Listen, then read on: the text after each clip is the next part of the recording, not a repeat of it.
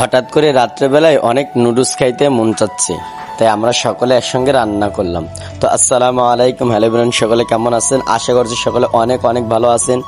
তো যেহেতু নুডলস রান্না করতে হবে, এর জন্য আমরা 1 কার্টুন নুডলস নিয়ে আসলাম। এরপরে আমরা চুলা করে পানি গরম করে ঝাল, পেঁয়াজ, মরিচ সব একত্রিত করলাম এবং নুডলসটা প্রথমে সিদ্ধ করে নিলাম। এরপরে দেখতে পাচ্ছেন আমরা নুডলসটা ডিম দিয়ে তেল দিয়ে অলরেডি রান্না চলছে।